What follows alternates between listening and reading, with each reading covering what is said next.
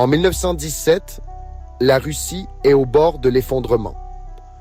La Première Guerre mondiale a exacerbé les inégalités sociales, épuisé l'économie et alimenté un mécontentement général dans la population. La Russie, avec ses 170 millions d'habitants, dont 90% sont des paysans, reste un pays largement rural et dominé par une monarchie autocratique. Le tsar Nicolas II règne en maître absolu, sans contre-pouvoir, dans un système incapable de répondre aux aspirations de modernisation du pays. Cependant, des transformations profondes s'amorcent. L'industrialisation naissante, bien que tardive, crée une nouvelle classe ouvrière concentrée dans les grandes villes.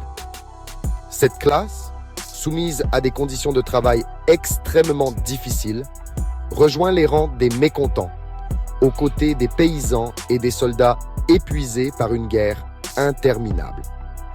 La défaite militaire contre le Japon en 1905 avait déjà ébranlé le régime tsariste, donnant naissance au premier soviet des assemblées révolutionnaires représentant les ouvriers. Ces structures réapparaîtront lors des révolutions de 1917.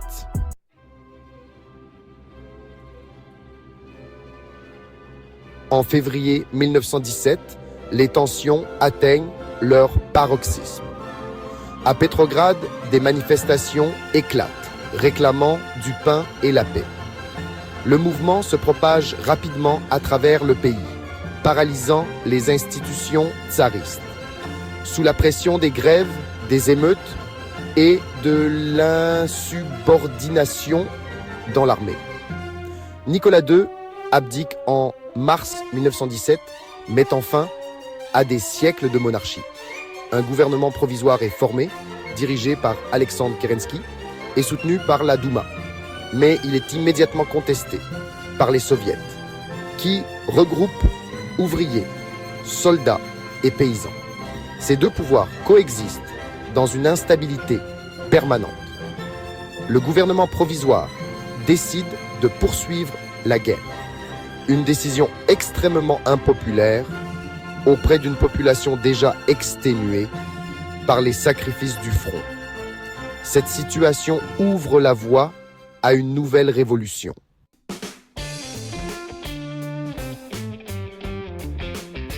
En octobre 1917, les bolcheviks, dirigés par Lénine, prennent le pouvoir.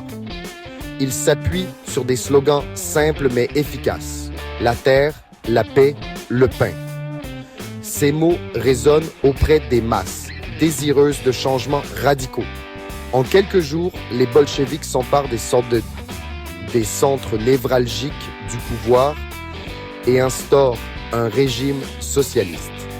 Leur première décision majeure est la signature du traité de Brest-Litovsk en mars 1918, mettant fin à la participation de la Russie à la Première Guerre mondiale.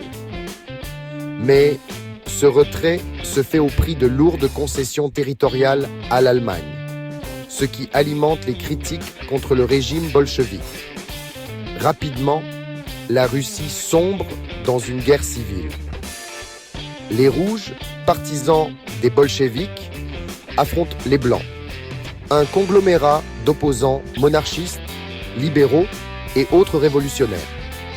Ce conflit attire également l'intervention de puissances étrangères comme la France, le Royaume-Uni et les États-Unis qui soutiennent les forces anti-bolcheviques.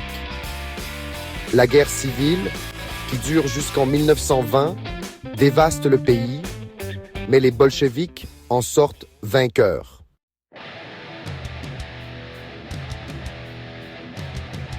En 1922, l'Union des républiques socialistes soviétiques, ou URSS, est officiellement proclamée, unifiant plusieurs républiques sous un régime centralisé dominé par le Parti communiste. Cependant, les défis auxquels le nouveau régime doit faire face sont immenses. La Russie est économiquement exsangue. largement rural et peu industrialisé. Staline, qui prend progressivement les rênes du pouvoir après la mort de Lénine en 1924, adopte une politique ambitieuse pour transformer radicalement l'économie. Il lance la collectivisation des terres, une mesure visant à abolir la propriété privée des paysans et à regrouper les exploitations agricoles en coopératives contrôlées par l'État. Cette politique provoque une résistance acharnée, notamment de la part des koulaks, les paysans aisés, mais elle est mise en œuvre de manière brutale. Les répercussions sont dévastatrices, des millions de morts causés par les famines et les répressions, mais en 1933, 93% des terres agricoles sont collectivisées.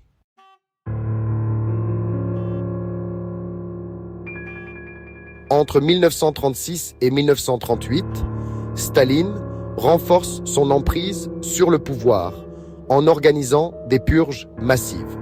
Les procès publics et les exécutions de prétendus opposants éliminent des milliers de cadres du Parti communiste, d'officiers de l'armée et d'intellectuels. Cette répression vise à éradiquer toute opposition interne et à renforcer l'unité du régime face aux menaces extérieures, notamment la montée du nazisme en Allemagne. L'URSS, née dans les révolutions et les guerres civiles, est le produit d'une transformation radicale. Le régime bolchevique a su canaliser les frustrations populaires pour asseoir son autorité. Mais il l'a fait au prix de sacrifices humains immenses et d'une centralisation autoritaire extrême. En 1939, l'Union soviétique est une puissance consolidée, préparant son rôle crucial dans les bouleversements à venir de la Seconde Guerre mondiale.